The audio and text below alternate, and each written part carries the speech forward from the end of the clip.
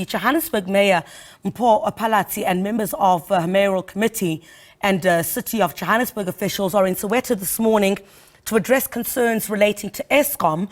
So in a bid to bring services closer to residents, various help desks, we understand, will be set up so Soweto residents can be able to pay their municipal bills and also register for extended social packages and, amongst others, report fraud and corruption.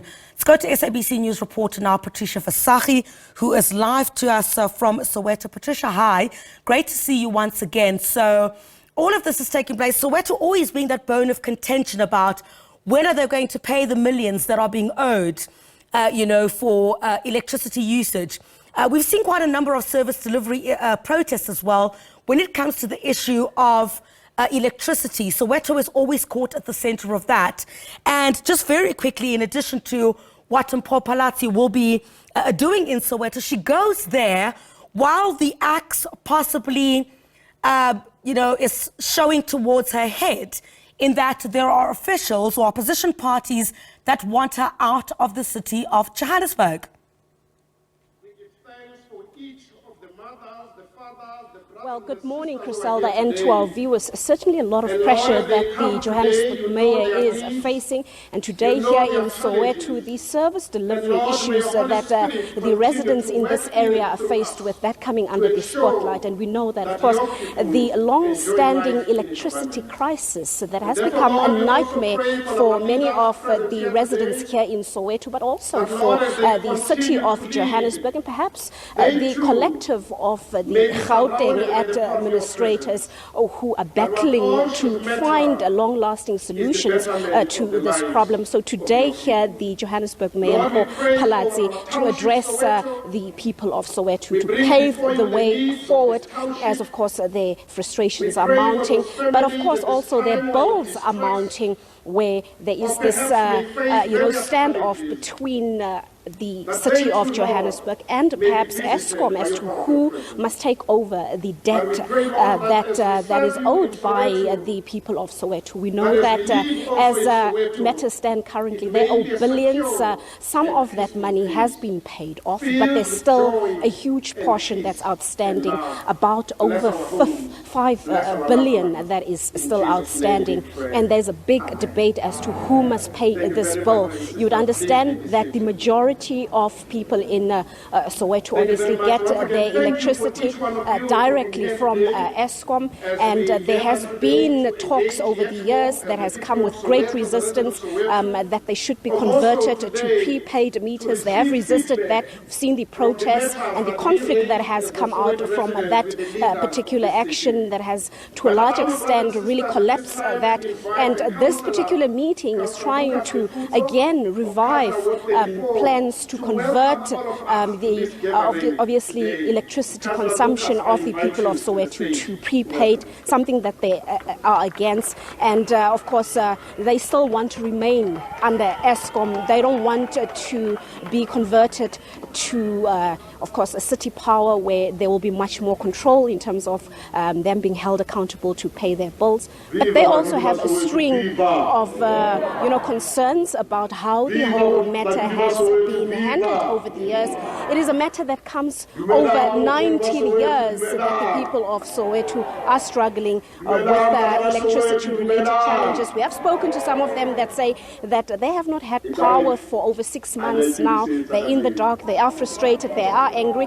Then there's the issue of illegal connections as well. That has been a huge problem, the criminal elements as well. But to tell us more from the people's perspective, I'm now joined by Ndate Thabang Moloi. He is the leader of Soweto Parliament.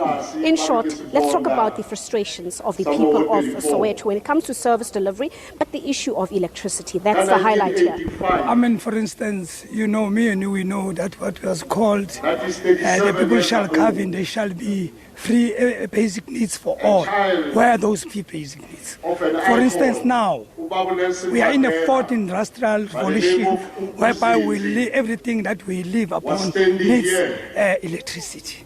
So our government is failing to do it a basic need. Instead, they are making it a capital need. Do you understand? So, now we are suffering.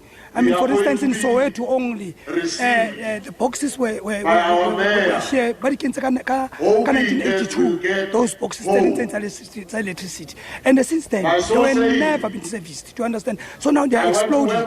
52 boxes, people don't have electricity, do you understand? So now, people are suffering, and nobody cares. You're talking about a capitalist need. You're saying they want to turn this into a capitalist need. Expand that more for people who do not understand. What do you mean? I mean, when I say capitalist people who can afford. For instance, we are coming from COVID. Government is busy giving people grant, do you understand? So when they're giving people grant, why they're doing that? It's because they see that we don't have.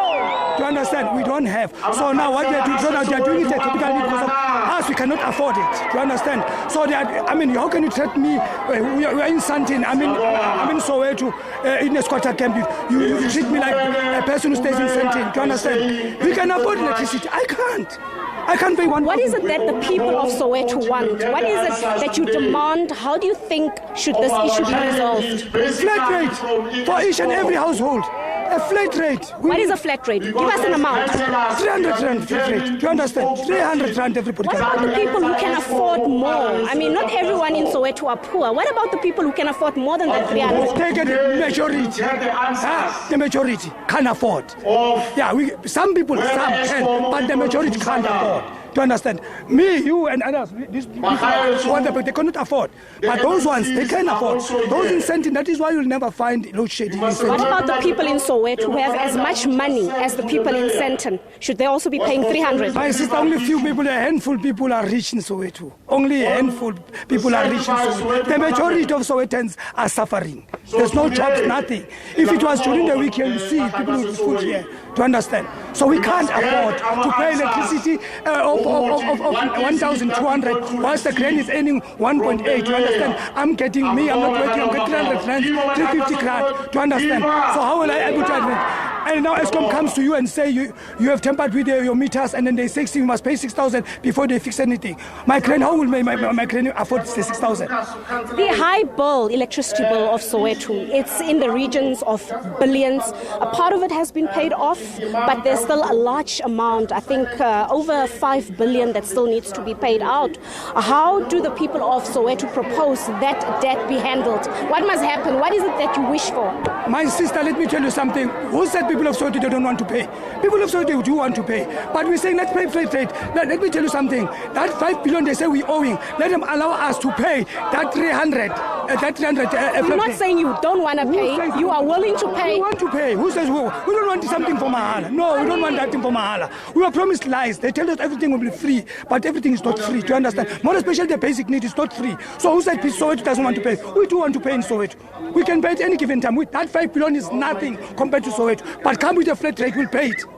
Well, thank you so much there, Griselda. You can hear there, of course, the anger that is boiling up from the passion that comes from this topic. As I said, it's a nightmare that the people of Soweto has been dealing with for very long time now. Close to 2 decades that they are dealing with this problem. A lot of debt, a lot of frustration, and of course this affects their everyday lives. You'd understand the importance that electricity plays, the important part that electricity plays in our daily lives, and of course many of the people saying that they are left frustrated. They're sitting with these high bills. They do not have money to pay. A large majority of them are unemployed, are young people who are not getting jobs. Of course, highlighting the impact that COVID has had on the community at large. You see a lot of the members here, of course, are just waiting to hear what the mayor has to say. So we'll be turning our focus to the program. It's back to you, Griselda. Patricia, thank you very much indeed for your time live to us from Soweto.